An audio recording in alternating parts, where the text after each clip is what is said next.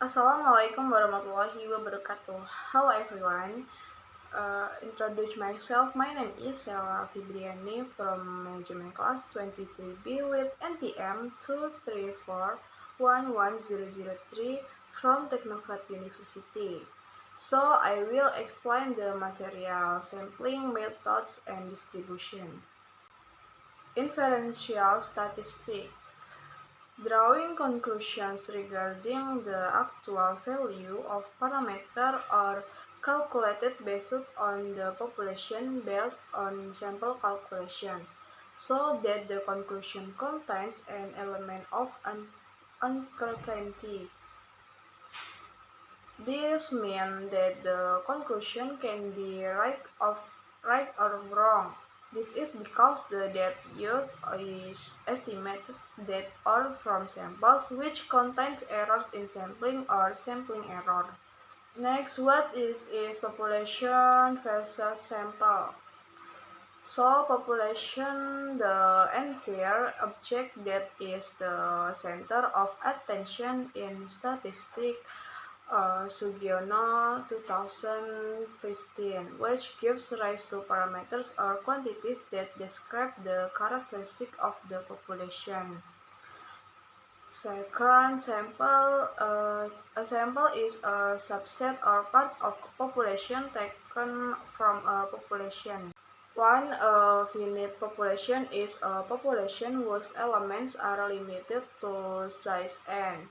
Second type, an infinite population, is a population that undergoes a continuous process so that the size of n becomes infinite in its value change. Sampling is a method of taking or collecting data from only a portion of the elements or members of a population, or a method of selecting a sample from the population to be studied.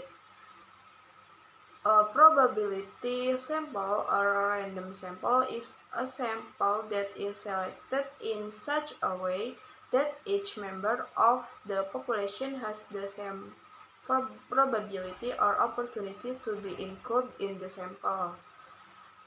Non-probability or non-random sampling is a sample that is selected in such a way from the population that each member does not have the same probability or opportunity to be selected as a sample.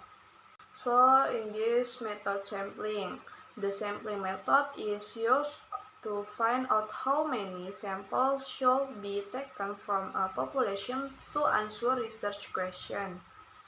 The sampling method is important to pay attention to because errors in sampling will cause the research data results to be inconsistent with reality.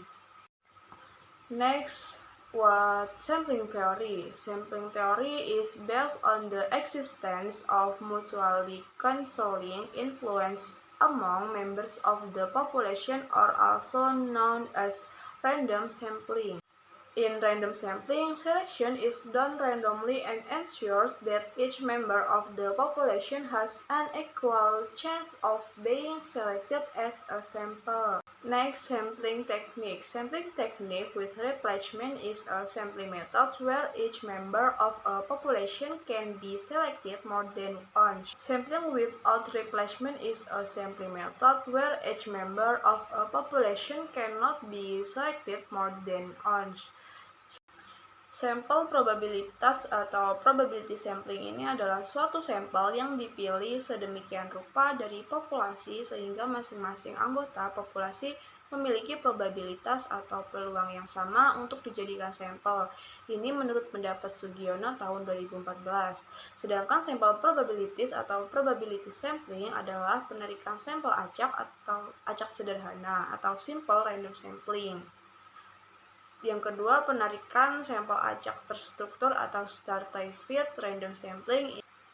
Jenis metode probabilitas ini yang pertama ada penarikan sampel acak sederhana atau simple random sampling. Ini merupakan pengambilan sampel dari populasi secara acak tanpa memperhatikan strata yang ada dalam populasi, dan setiap anggota populasi memiliki kesempatan yang sama untuk dijadikan sampel. Cara sampel acak sederhana ini yaitu dengan sistem kocok atau undian. Sistem sampel acak sederhana dengan cara sama sistem arisan, yaitu menggunakan undian atau lotre. Menggunakan tabel bilangan acak, memilih sampel dengan menggunakan suatu tabel.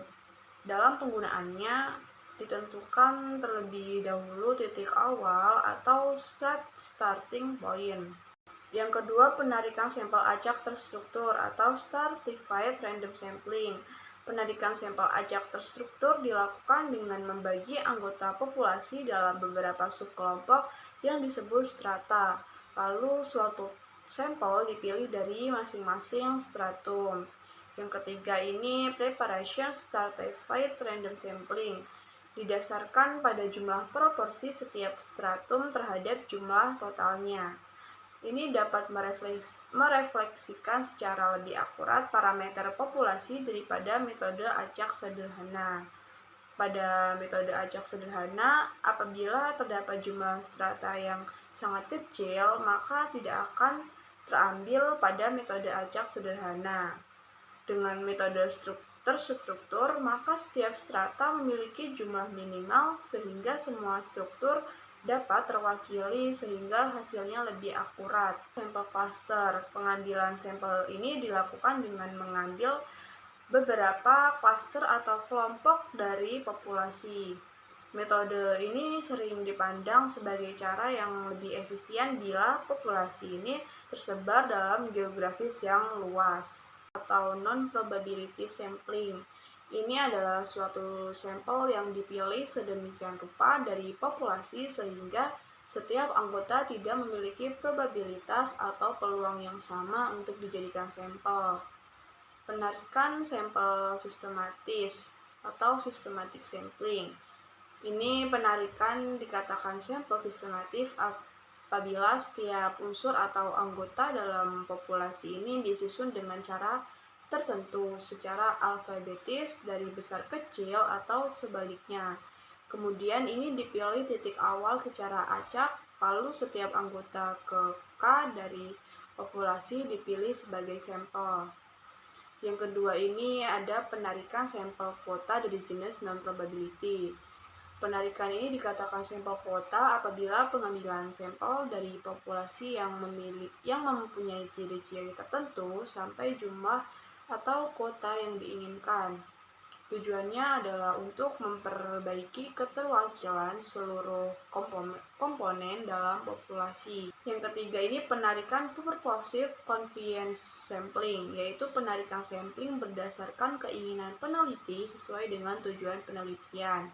Ini ada judgment sampling, yaitu penarikan sampel berdasarkan penilaian terhadap karakteristik anggota sampel yang disesuaikan dengan tujuan penelitian, atau biasanya penelitian kualitatif. Yang terakhir ini ada penarikan sampel purposive atau purposive sampling. Penarikan dikatakan sampel purposive apabila penarikan sampel dilatar belakangi dengan pertimbangan tertentu. Dalam penarikan purposive ini dibagi lagi menjadi convenience sampling, yaitu penarikan sampling berdasarkan keinginan peneliti sesuai dengan tujuan penelitian. Yang kedua, judgment sampling. Ini penarikan sampel berdasarkan penilaian terhadap karakteristik anggota sampel yang disesuaikan dengan tujuan penelitian, atau biasanya digunakan dalam penelitian kualitatif. Penarikan selanjutnya saya akan membahas distribusi sampling. Ini merupakan kumpulan nilai-nilai statistika yang sejenis kemudian disusun dalam suatu daftar sehingga terdapat hubungan antara nilai statistik dan frekuensi statistik.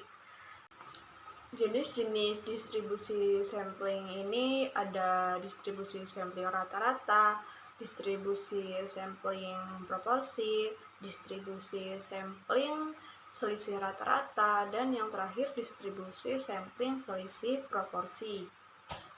I think the material I have conveyed is sufficient regarding distribution methods and sampling. I hope it is useful for me to end. Wassalamualaikum warahmatullahi wabarakatuh.